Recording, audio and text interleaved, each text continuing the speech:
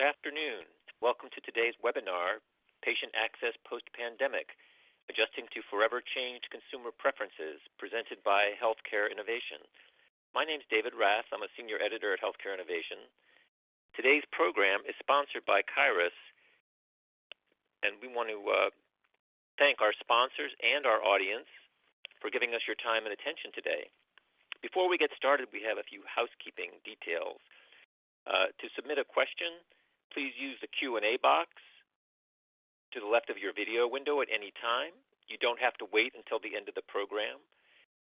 For technical issues, you can press F5 to refresh, and if that doesn't work, you can submit a question with your issue through the Q&A panel.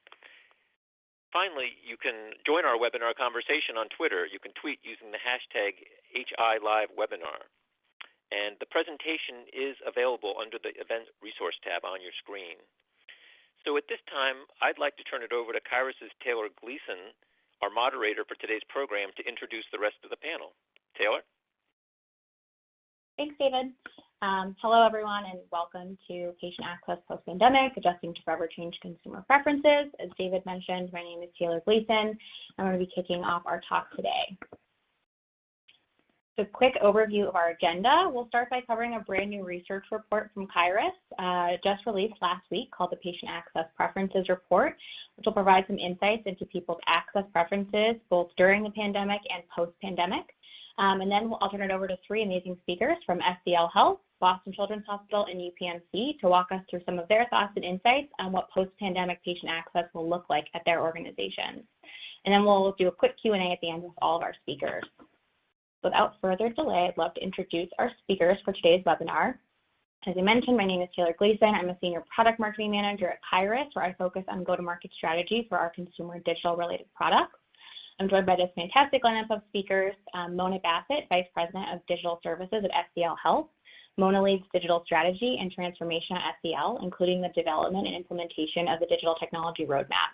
Prior to joining SCL in September of 2019, Mona served as Assistant Vice President in the Information Analytics Services Organization at Atrium Health, leading consumer and patient engagement strategies.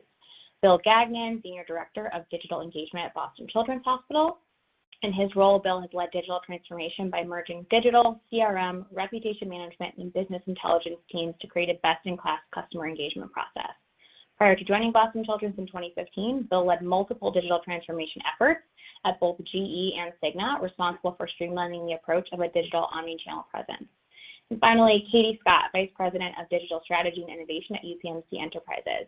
In her role, Katie leads efforts on digital consumer strategy, including commercial partnerships, digital transformation efforts, and new product development.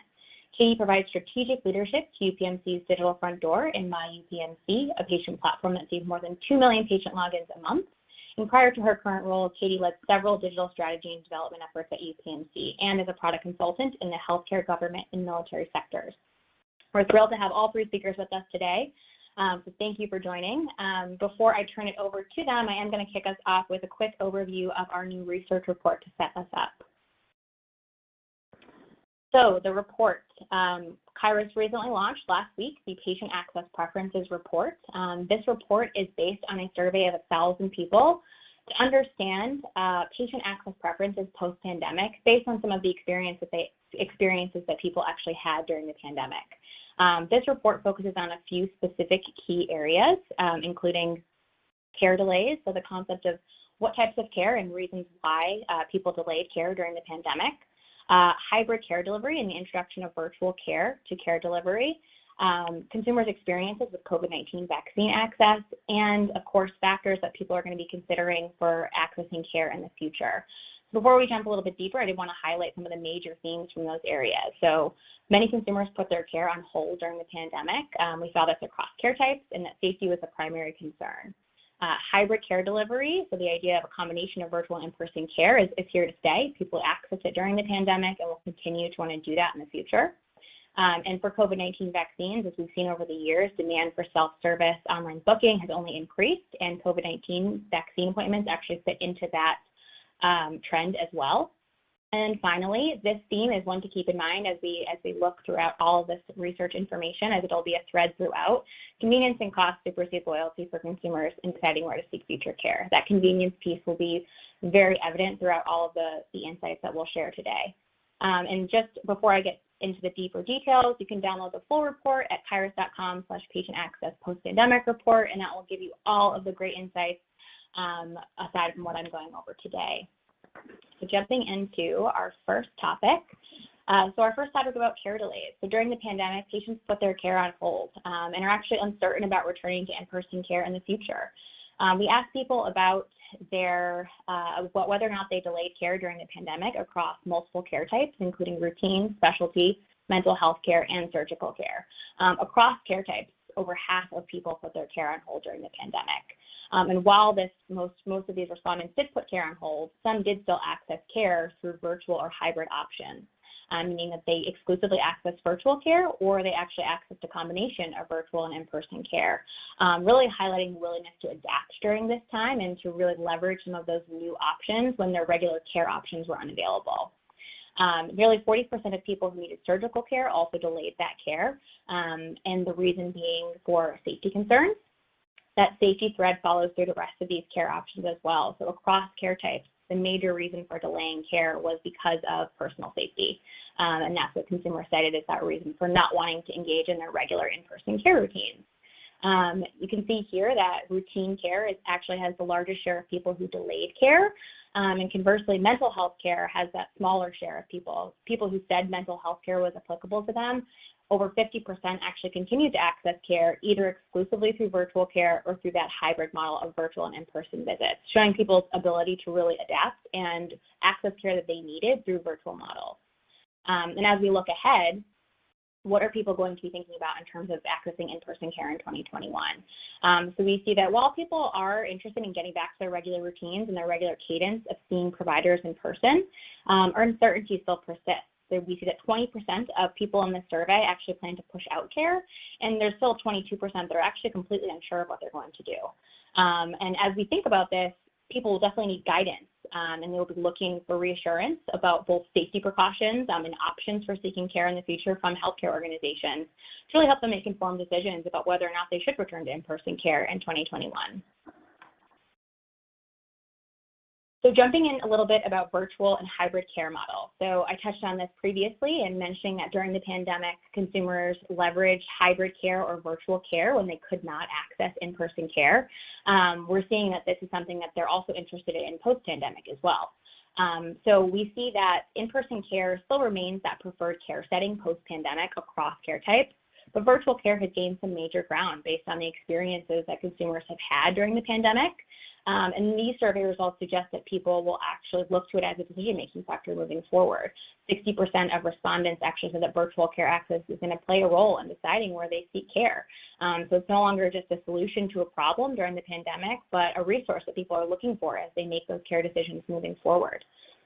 And as I mentioned, across care types, we see that people prefer in-person care, but we do see routine care and mental health care emerge as two options where people actually would prefer virtual visits or a combination of in-person and virtual visits. About 40% of people across those care types are actually looking to those options as preferences versus just choices.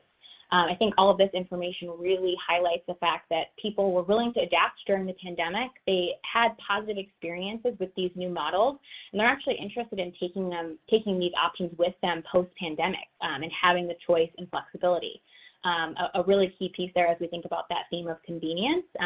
These choices and what types of care and when to seek and where to seek these types of care is a key factor in really adding convenience to the patient access journey. And then thinking about COVID-19 vaccines. So we were really interested in understanding the experiences that consumers had with COVID-19 vaccine access. The rollout of the vaccine was a major turning point in the pandemic, and people were very eager to get information about access to vaccines and understand, what their options were as the vaccine rolled out. So we saw that people actually were most often searching on the internet to find information about COVID-19 vaccine access, which is pretty consistent with past consumer research. People are consistently turning to the internet as their source of information to really find what they're looking for in terms of getting care. and this topic was no different. Consumers most often found information on state or government websites, really aligned with the fact that state and government organizations are heavily involved in the rollout of COVID-19 vaccines, but also up there was hospital and health system websites as the most frequently visited resource. Again, very consistent with consumers putting their trust into healthcare organizations over the past few years in their search for care. Very interested in being able to use those hospital and health system websites as sources of trusted information. So crucial that those presences are up to date and providing the information that consumers are looking for. So in terms of booking preferences, after finding all that information, we've seen this trend increase year over year in terms of the demand for self-service online booking. And as I said, COVID-19 fits into that trend. So we actually saw that nearly 60% of people, regardless of whether or not they had booked a COVID-19 vaccine, actually would prefer to do so online. And this is one of the highest proportions we've seen in consumer research compared to phone or other options. And you can also see in this chart that preference is consistent across generations. So even in older generations where the typical preference is over the phone, we see that online has really gained major traction. Another indicator that convenience is really key here for people post-pandemic. When asked why they were so interested in booking this type of service online, people said that it's because it's convenient, easy, and quick. Again, the convenience theme there, which really highlights that's something that people are prioritizing. They want flexibility and convenience across the entire care journey. And also the concept of COVID-19 vaccines are a very different service, and people are used to booking online. So clearly people are willing to adapt and are flexible to the things that they're able to access online through self-service. And they'll be expecting options as we move forward. And finally, to kind of tie all of this together, as I talked about this convenience theme throughout this research, looking ahead, we see that cost and convenience are going to supersede loyalty for consumers in deciding where to receive care in the future. We asked respondents of this survey what their experience was like during the pandemic with their healthcare organizations, specific to those organizations' response to the actual pandemic in terms of increasing access to virtual care, increasing access to COVID-19 testing, both based on satisfaction and loyalty to those organizations. And most consumers reported that those efforts that the organizations made actually did increase their loyalty related to those specific pandemic efforts. However, when asked what the key decision-making factors are for obtaining care in the future, only 22% actually said that loyalty to those organizations was really going to be a deciding factor. You can see here that cost and convenience, the ability to have your insurance accepted and the ability to obtain timely care, trump that loyalty option pretty significantly. So again, we see that people are really going to be looking for these convenient experiences that offer them choice of when to seek care, where to seek care, and how to seek care in the future. Really, again, I think a product of the experiences that consumers have had during the pandemic and adapting to these new models and the want to be able to take these options with them moving forward. So with these insights, I would love to turn it over to Mona to talk through a bit of SCL's post-pandemic patient access strategy. Great, thanks, Taylor. Appreciate that. And thanks for really sharing with us the highlights of that study. It really shows the importance of what we do in the digital space and the importance of experience in healthcare. This is really what people are striving for. So thanks for that. So a little bit about SCL Health. It is a faith-based nonprofit healthcare system. We are based out of the Denver metropolitan area, and we primarily serve Colorado and Montana. And that's the reason why it snowed today here, very surprising in May. But we provide care across 8 hospitals, more than 150 physician clinics, as well as home health, hospice, mental health, and safety net services as well. As far as the pandemic challenges that we experienced, many of them are very similar across all of our organizations. First off, it was that patient anxiety. There were so many questions about COVID-19 flooding in at the beginning, and people used the phones. That was sort of what they were used to, and that was the easiest, most convenient way to get in touch with us. And I think there was too much information and not enough information at the time. there was a lot of misinformation out there. There was a lot of need to really decipher what was important and what wasn't. And then, of course, all of the lockdowns. So getting our own associates who could work remotely home quickly, and then also providing that virtual care to patients with those non-essential needs. And then, of course, there's the safety issue. Every day we deal with keeping our associates and patients safe, and adding a pandemic on top of that just complicated matters considerably. And then, of course, it was really adhering to all of the changing health department guidelines. I'm sure everyone really had to deal with this. Almost on a daily basis, there could be changes with how we had to address safety. And then finally, as we were coming out of sort of the main time of the pandemic, looking forward with hope around vaccinations and really having another set of challenges. How do you schedule vaccines? How do you get patient interest? And how do you reach back out to patients? So these were all things that we had to consider very early on and continued really throughout and even today. What really guided us throughout this is we had a set of digital guiding principles that we used with our work even before the pandemic.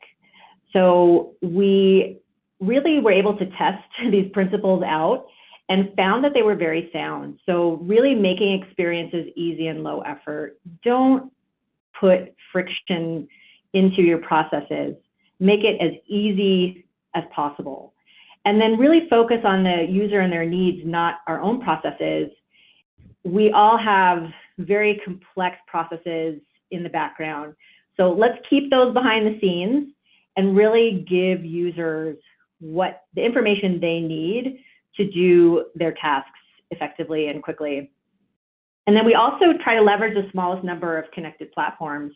This helps as we resource our teams. This helps as we partner with vendors to come up with innovative solutions. And it makes the whole ecosystem much simpler. Also personalize the experience based on the knowledge that we have of our users, of our patients. Healthcare is one of the most intimate businesses out there.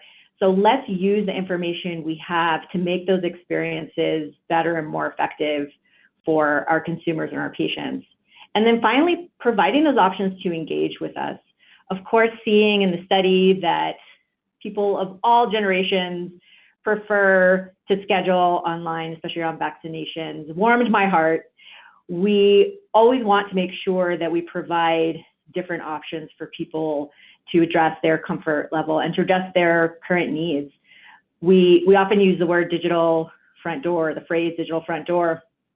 And to me, it's many doors. It could be our website, it could be our mobile app, it could be a chatbot, but giving people enough different options so that they're comfortable to engage with us the way they want to and need to. So taking those challenges ahead of us, we were able to turn around quite a few solutions very quickly and really following those digital guiding principles along the way.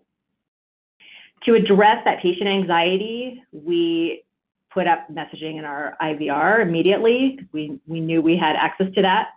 We also set up a COVID-19 risk assessment chatbot on our website, and that enables people to assess symptoms if they had any, get information that was factual and brief and simple. And we also launched a navigational chatbot on our website that not only answered questions about how to find a doctor or how to find a location, but as the pandemic progressed, we could also put in answers to handle things like, where do I get a vaccination? I want to know more about the COVID vaccines.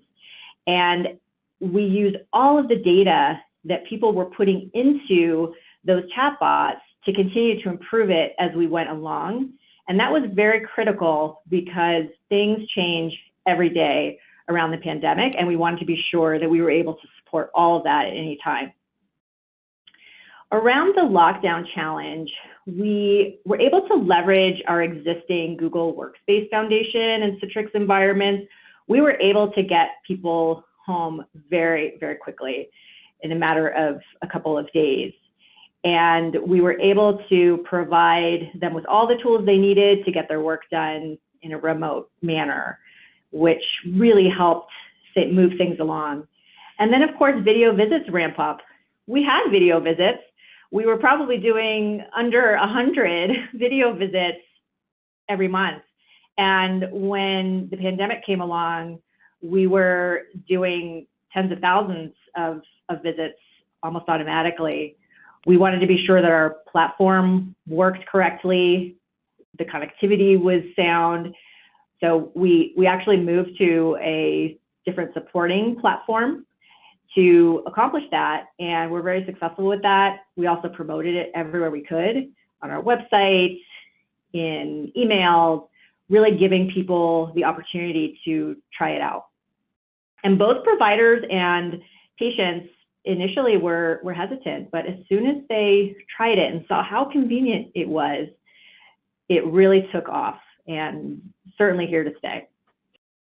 Around safety, we had to quickly launch some way to screen associates as they were coming into the workplace. And this was to keep everyone safe. It was to adhere to health department guidelines. So again, very quickly launched a chatbot where associates every day before they head to work would answer a series of COVID-related questions and would get a clear path that they would show when they went to work. And behind the scenes, we were able to record all of their responses for audit purposes. And it was very easy for associates to do this, and it continues today. And then finally, around vaccinations, we had to really spin up an interest form. There was more demand than supply at the time. And at one point, we had about 200,000 people on our wait list. Very difficult to call 200,000 people and get them set up with vaccine appointments as the supply became available. So we automated a lot of that work. We used emails and texts to automate removal from the list because, as you can imagine, people signed up on many different lists to see who would call them first. So we were able to automatically remove people from the list who did not need a vaccination any longer. And we also used a text and intelligent IVR solution to opt people out or schedule them. So they would get a text, they could call a phone number if they wanted to be scheduled, or they could opt out immediately. And with that, we were able to bring down the number of people who still wanted a vaccine to more manageable numbers, where we could automatically schedule them, we could call them, they could call us, which was very effective, and we're continuing to do that today. As far as what's next, we are prioritizing our highest risk patients to come in for care. So those who are most likely to have delayed care, who had chronic conditions, we're using many different techniques, including targeted emails. We're using community campaigns and messaging are focused on safety. We also have vaccination-related campaigns to encourage people to really get back to their lives by getting a vaccine. And we're also continuing our digital roadmap. We had put a couple of things maybe on hold, delayed a little bit, but primarily we continued to implement the items on our digital roadmap because they were all related to the consumer and the patient. Really continuing all those work streams now at the speed that we know we can manage at and the scale, and then cement that shift to the consumer mindset.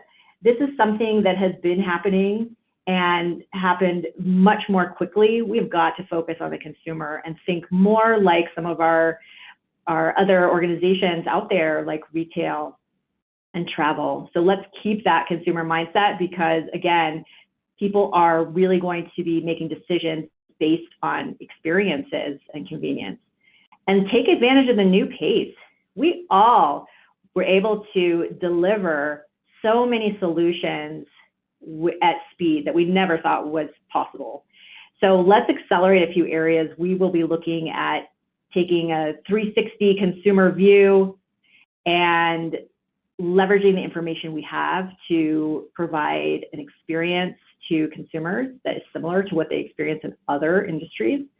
And accelerate automation. What can we do behind the scenes that will help us become more efficient, that will allow self-service, and really just around convenience and efficiency. So with that, I will go ahead and turn it over to Bill. Great, thanks, Mona. Appreciate that. Okay. Slides.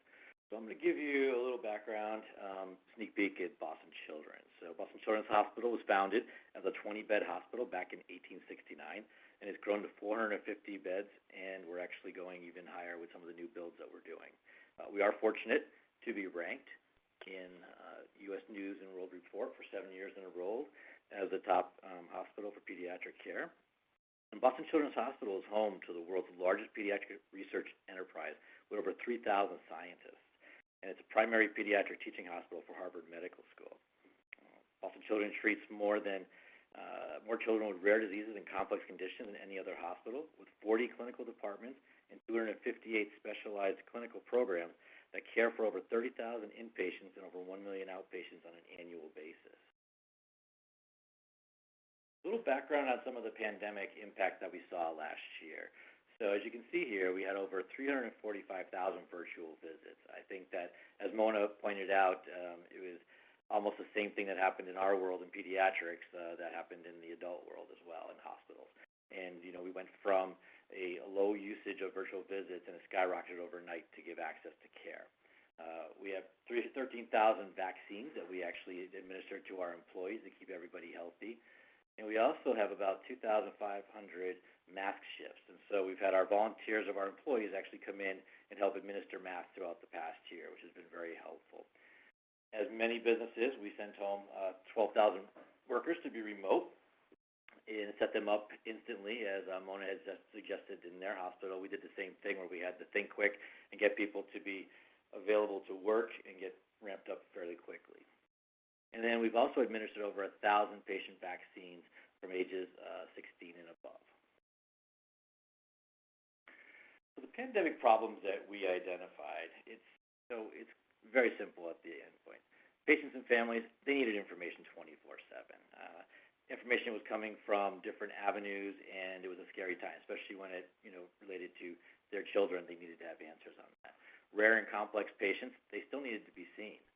And then patients, families, referring physicians, and even our own employees needed to have answers. So they were constantly figuring out, where do I turn for this information, and how do we actually get the information? So we set up a couple of different digital access solutions. First and foremost, we stood up the COVID website. We knew that we needed to direct people to a centralized location filled with data that was available 24/7 to support all audiences, and the engagement exceeded other sections. Now, most of our patients and families will actually come to our conditions and treatment pages, but we've actually seen, while that dropped, people were coming to the COVID website because they were being, first of all, directed there for the information, but they were going there organically because they wanted to find information that was relevant to their children and what care they needed to do and how to move forward with patient access. The next thing that we did is that we partnered up with Microsoft to bring a COVID symptom checker to life. Many people, and as you know, on a daily basis, it seemed last year, that different symptoms were coming up on a regular basis, and so we had to be nimble and change that out. And so we created a symptom checker that allowed parents to go in and put down information about their child and see about what they had to do. The nice thing about this is it actually did a great reduction in the phone calls coming into the center that were just general knowledge as opposed to appointments and things like that. And then it gave people peace of mind with knowledge that they actually found the information about what their child might be going through and actually where to go for that. The next item that we actually put together was a COVID testing locator tool. This was important because, as you know, and if any of you experienced this driving down the highway this last year, there was all the signs for if you don't feel well, then please get checked out. if you actually had to do that, which I've gone through that, it's not an easy process. And it's a lot of big questions and a lot of running around, and different appointments need to be set up and just hoops you have to jump through. We wanted to take that fear and challenge out of the equation, and so we made it easy for them to find where to go to help. And this tool actually has transitioned from a testing locator to actually a vaccine information update, which is interesting. The other item that we already had in place, but we supersized it, is our AI chatbot. So before the pandemic, we had about 40,000 answers into a tool that was able to basically talk back and forth with the patient families, referring clinicians, and also researchers or anybody that was using the website. The nice thing about this tool, it's available 24/7, and it gives the ability to answer all sorts of different type of questions and almost simulate the experience of dealing with a person all that time. So we found quickly that it's used by patients and also employees. And let me go into a little deeper dive on that. So the employee side of it is that with 12,000 workers actually being home now and many people being schedulers, the ease of being in an office setting and having questions come in and turning to your coworker and ask about maybe a navigation question or a different doctor solution or different things like that, it's not there anymore unless they're on some different type of tools. We actually set up the AI chatbot to be sitting on their desktop so they could actually talk to this tool and find out that information. So instead of having a delay when they were talking to a patient family, they could give easy directions to the hospital, information on parking, information about mask policies, different things that they'd have to know about. So that actually helped out there. But we also found that while we were having an influx of patient calls coming into our call center, we also had a lot of employees as well. The employees were asking almost similar questions. Where do I go for this? How do I get a vaccine? And so what we ended up doing is on our intranet site, we deployed the AI chatbot with a different set of questions and answers that related to this so we could actually minimize the calls coming in, which is a big help on that. So we took this tool and we basically changed it out for a lot of different back-end services. But now the AI chatbot is actually having all the information coming together in one centralized location. So it's nice that we're kind of everything to everybody on this tool. Virtual visits, it's the way the business was run last year.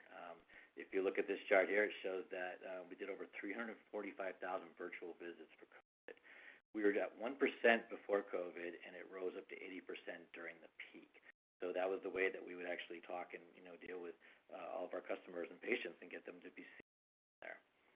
Then the last one is email automation. And the nice thing about this is it's like, a staple to most businesses, but we really leveraged our emails to direct them to the website. The website was the source of truth, and so the email was the ability to kind of keep touch with everybody and let them know that new information was coming to them and updated.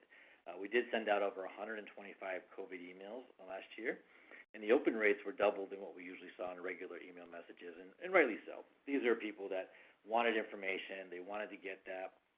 So they waited for these emails to actually go to the website to get updated information. And even to this day, we're changing, nimble information just on different vaccines or different age groups and things like that that are constantly changing. So we use that as a way to direct people to our website.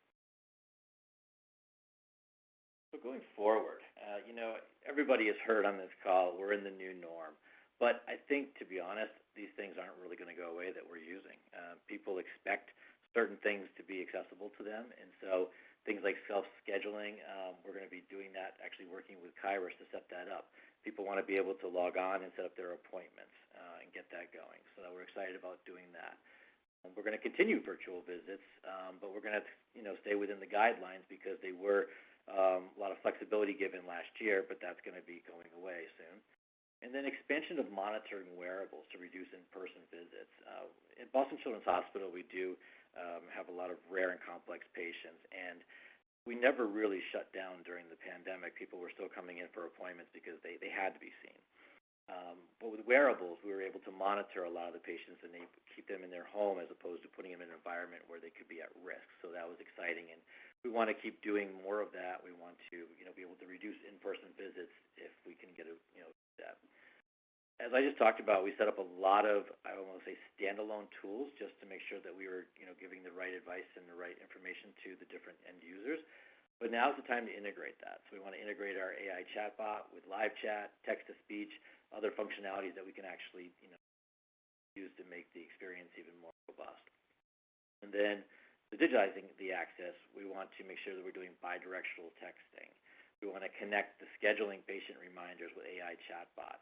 A lot of times people get the reminder for their visit. On the way into the visit, they may hit traffic. They might want to find out about parking and information. So we want to integrate those so they can actually then reach out and get the information without always relying on calling into a call center and either waiting on hold or, not being able to reach somebody or, having them be able to be self-sufficient on the website there.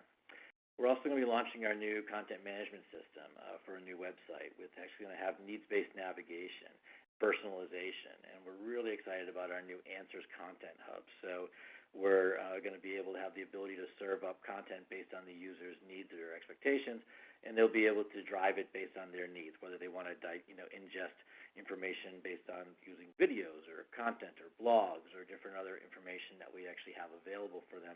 They'll be able to leverage that throughout the new website. And then we're going to increase our focus on UX. A lot of the things that I talked about on the prior slide, we just didn't throw them up on the wall and see what sticks. We do a lot of investigative back-end work with our UX, talking to patients and families, referring physicians, researchers, and all of our stakeholders on the website to find out what their needs are. And based on that, that's why we deliver these tools to them. So we're going to further increase the focus on this with usability testing, online surveying, polls, more heat maps, and automated user testing so they can actually help us out 24/7 in the privacy of their own home. And again, I think the one thing that we focus on is just educate and hopefully, exceed the expectations of our end user. Okay, I am now going to turn it over to Katie. Thanks. So I'm Katie Scott again from UPMC. Thanks both Mona and Bill for the earlier talks. I mean, I think there's a lot of alignment in what your approach looks like and what our approach looks like. A lot of it echoes similarly. I think seeing the challenges of the past year as an opportunity where we can and seeing where we can take digital essentially to Mona's earlier point, right? It accelerates a lot of trends that were already underway. And what does it teach us about the environment? What does it teach us about what consumers truly want, and how do we leverage that going forward? So, just a little bit of background first on UPMC. So we're a large academic medical center, integrated delivery and finance system. 40 hospitals across the state and the region. We're based here in Pittsburgh, but that footprint is large and growing.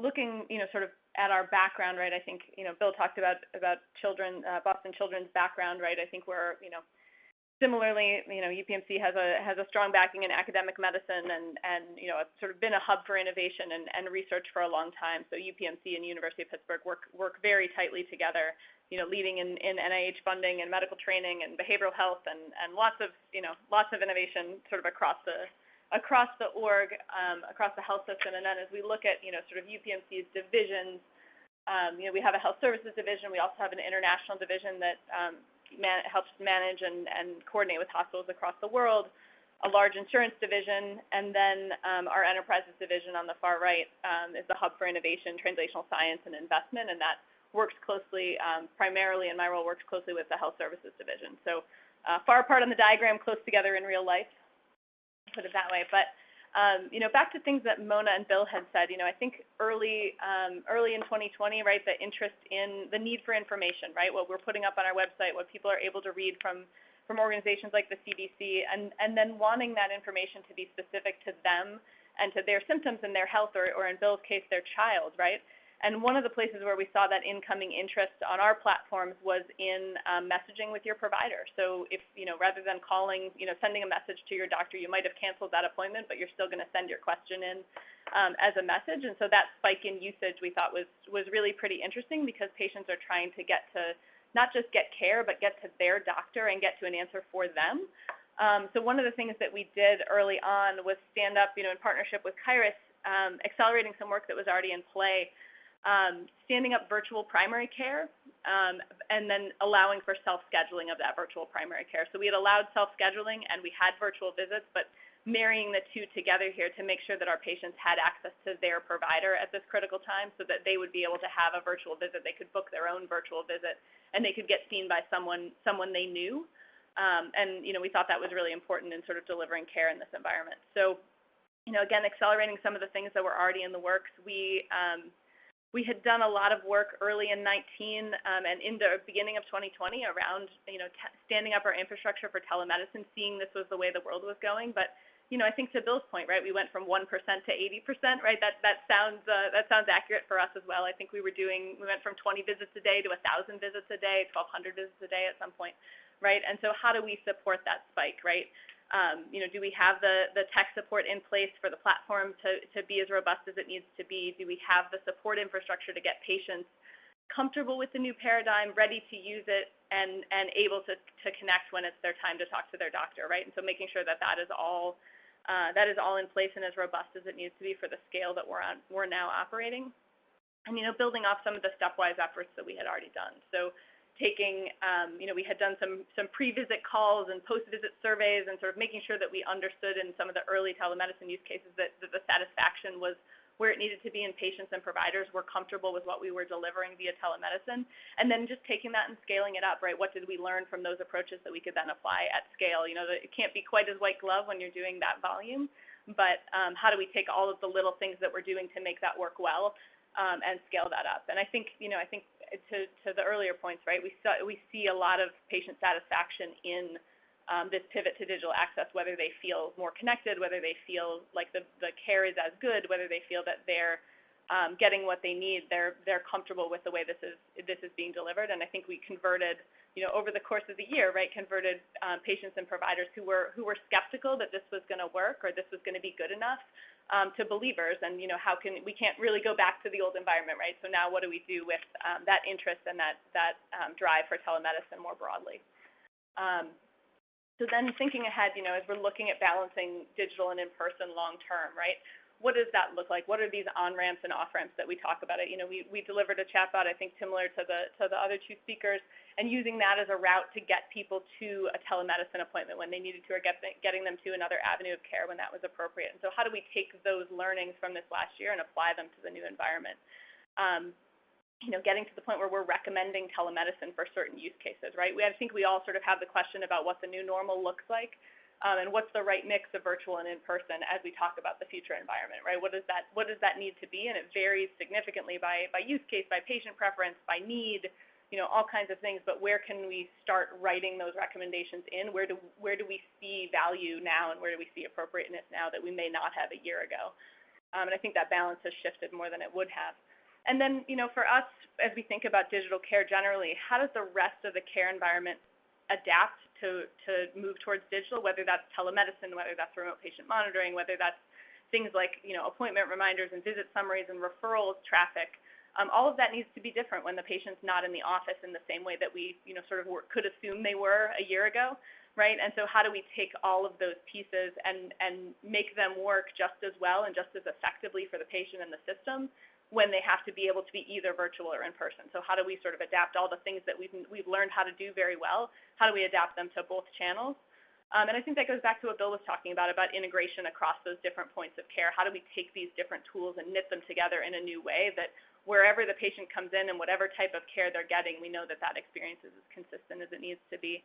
And then, I think going back to some of the research that Taylor was talking about, how do we take advantage of this new level of digital engagement of our consumers, right? If they're not, if brand doesn't drive loyalty, can convenience drive loyalty, right? Can we make it easy enough to work with us, easy enough to access the care, that we stay top of mind, right? Can we use those convenience levers and the ease of use levers to then engender loyalty, right? You think about curbside pickup and some of the new things that have happened in the last year that have now, made us more loyal to different brands or changed our purchasing preferences when we think about retail or other industries. How does that apply to healthcare? How do we take the new patterns that are emerging and use them to drive loyalty? Can we be the best at patient access so that we can then engender greater loyalty going forward? So I think there's certainly some opportunities presented here in the new space that we're all tackling, but I think there's a million things to figure out as we go forward too. So I'll leave it there and I'll hand it back to Taylor to you to wrap things up. Thanks, Katie. And thanks to Mona and Bill as well for all of your insights. Great insights into just 3 different organizations and really, what is next? There are a lot of questions still, but great insight into where your thoughts are at and really what you're prioritizing. So just to kind of wrap us up before we jump into the Q&A, a few key takeaways. So first, it's clear that moving forward, organizations will need to maintain and expand the digital access infrastructure that they've built during this pandemic. I think all three of our speakers touched on the fact that they have learned a ton from what they had to put in place to really help patients during the pandemic, and that many of those things will translate into post-pandemic strategies, and that they'll continue to bolster those and really add to them and expand them, and that's going to be something that patients will expect. I think Mona said really well, just the idea that the digital front door is many doors, so giving people options to engage the way that they want to, and that's really a thought process that moves towards that patient-centric idea, like truly patient-centric, that helps to evolve with patient needs. And then second, boosting the visibility of post-pandemic care offerings, thinking about things like targeted marketing communications. I think Bill and Katie both talked about this in terms of being able to communicate with patients and then letting them know what's available to them, and really highlighting those available care options across types and modalities. So making sure that people are aware of their options so they can make an informed decision moving forward. And then finally, self-service. So we talked about the convenience aspect, and this was definitely throughout all three of our speakers' insights. People are satisfied with their experiences in accessing digital self-service with things like self-scheduling. So it will be crucial to provide enhanced and expanded access to these types of experiences across different types of care to really meet those needs and to really help carry through some of the experiences that people had during the pandemic, the post-pandemic world, as that care demand really returns in person. So again, thank you to all of our speakers for providing some of those insights. We do have time for Q&A, and I think we have a few questions that have already come in. So I am going to turn it back over to David to start asking some of our questions. Great. Thanks, Taylor. Yeah, we have some good questions here. The first one is for Katie. It says, what challenges do you still anticipate in creating the right balance of in-person versus virtual care across different specialties? Yeah, I mean, I think Bill touched on it a little. Bill and Mona touched on it a little bit as well, right? I mean, I think there's the unknowns about reimbursement right now that make it challenging to sort of predict what the right mix would be in the short term. And then I think there's a series of factors that I think we've dealt with in pre-pandemic and still during the pandemic about what the right mix is for specific patients, specific use cases, even specific geographies, right? When would we do virtual first rather than asking you to drive to Pittsburgh from one of our more remote locations? So I think there's a lot of things that, sort of the default healthcare answer, right? It always depends, right? So it's hard to sort of know, but I think there's a lot of factors in there that we're going to have to deal with, and I think reimbursement is the biggest unknown right now. Okay. Here's a question for Bill. How are you actively engaging parents and encouraging them to adopt new technology to access care for their children? And are there challenges you foresee in communicating these new initiatives to parents? Sure. So, I mean, basically, back to the slide that I was showing all the different features and functionality that we instituted, the real driver to most of that was actually letting people know where they could find and how to use everything. And so I go back to the emails that we've actually sent out or the correspondence that we had. And, there was also some outbound calling that we actually did to a lot of the patients that, weren't set up on emails. So it was all about the communication to get information out to them. And then we leveraged the COVID microsite as the source of truth. So they actually went to it and we drove everything to that so they could have all the information in one spot. And then we had helpful education tips on that page on how to use different things. So if you were looking for the vaccine finder, if you were looking for where to go get tested, or if I needed to have a symptom checker. So we kind of, handheld people through the process, and we kept bringing them back to that centralized location with new information. So it's really all about, communication last year. Okay. The next question is from Mona. What are the best strategies for engaging patients in using digital health services? I think for this, there's a couple of things. One is we've got to make the experience easy, low effort. It has to work the first time. In so many cases, we get one chance. And if we fail with that digital experience, then we will likely not get that consumer or patient back. So with that, we're really looking at how we can make all of those experiences better, whether it's online scheduling through our Kairos tool or our mobile app, or our browser, our website.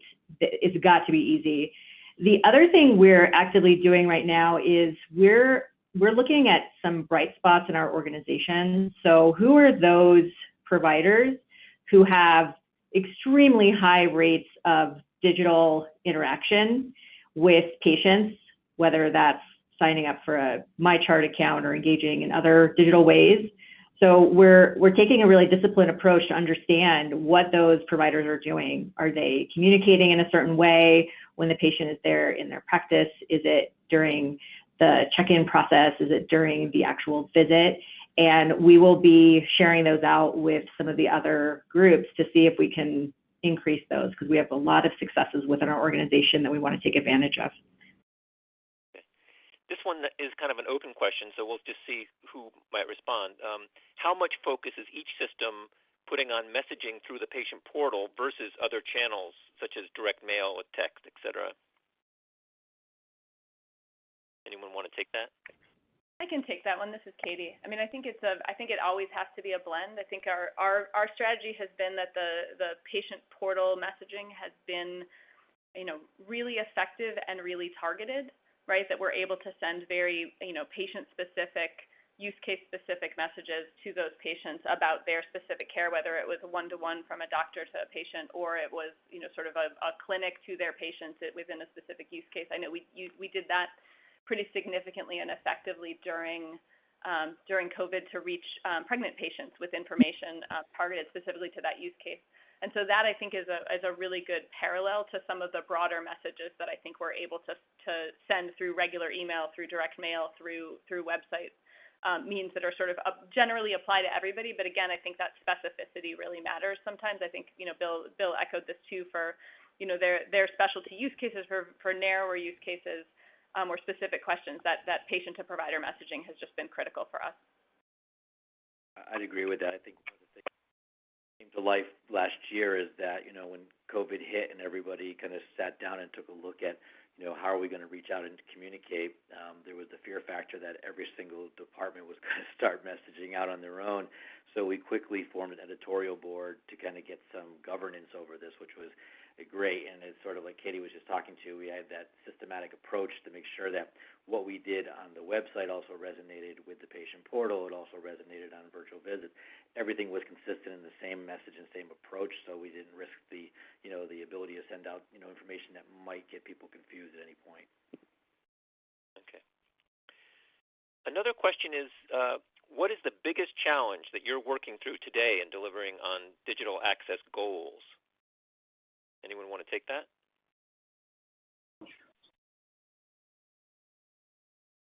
I think for me, this is Mona, we're trying to provide, again, different ways to access us, different types of solutions that we have to bring to bear in order for that to happen. So for me, the biggest challenge is ensuring that all of that is sort of invisible to a patient or consumer. If we have all of these different tools potentially that we have out there delivering on certain goals and tasks, how do we ensure that they're all working together, that the patient just sees one experience, has one place to go to experience all that? That is something that I think will continue to be a challenge as we try to deliver as many capabilities as possible. Okay. Another person asks, what's the most exciting new cool thing that you're working towards by the end of 2021?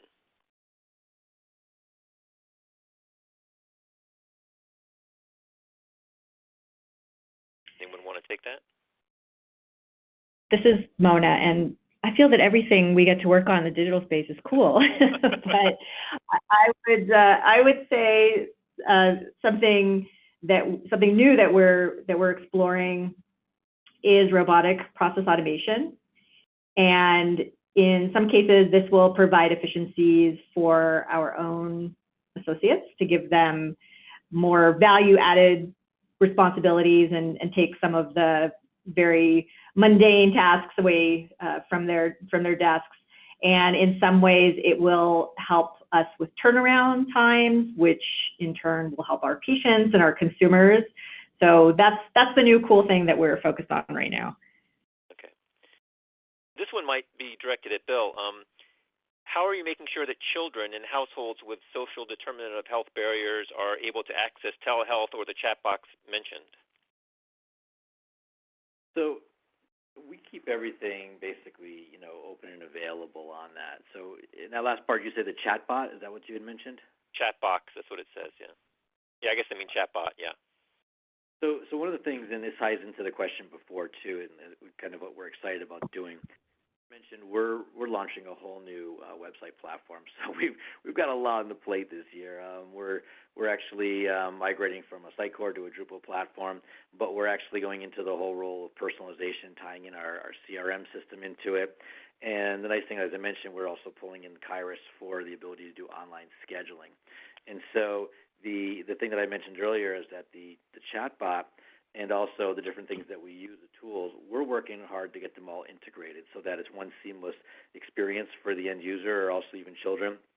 Ironically, we have a lot of kids that actually come in to use our chatbot today because they're of the teenage and they're wanting to find out information, and the bot actually has the ability to pick up on sentiment listening, and they can actually figure out if it's like, what kind of content to drill up, if it's going to be more verbiage or they want to point them to videos or even to animations that they can actually use.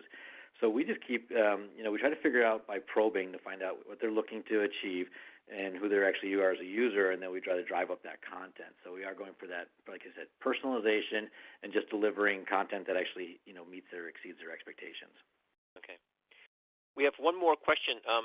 Are there challenges caring for senior citizens who are less fluid in technology usage and may live in areas where there's less effective technologies available?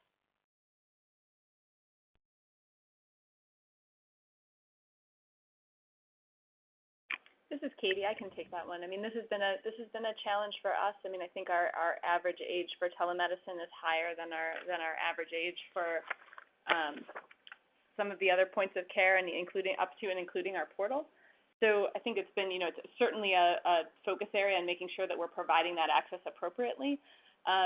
I think there's a lot of, support work that has been done to get patients up to speed. We have a call center they can reach who can walk them through what they need to be able to get them to and through that first appointment when we talk about telemedicine and digital access. But we do find sort of on the back end, on the upside, that the satisfaction is higher as well. So that 60 to 70-year-old user group is happier with the telemedicine visit, and they feel successful and their satisfaction is higher than even some of the younger demographics. And so when we are able to sort of get them through it and meet their need, their satisfaction with the system is higher. So I think there's an opportunity in there as well. Certainly not without its challenges, but I think there's a big upside to be gained, and certainly would not argue in any way for sort of eschewing that group in some of our digital access. I mean, I think we've seen a lot of uptake, 55 and over, 65 and over, 75 and over in the last year. That really, every time we look at it, continues to surprise me how engaged that group is from a digital services standpoint, and I expect that only to grow as the existing generation sort of age up into that demographic. So I think we're seeing some early wins there, and I think there's certainly room to grow. Great. Well, this has been a fabulous discussion. Unfortunately, that's all the time we have for today. I want to thank all of the panelists and our sponsor, Kairos, for making today's program possible. And I want to thank everyone in the audience for joining us. We hope you'll join us in the future for another healthcare innovation webinar. And that concludes today's presentation. Thank you.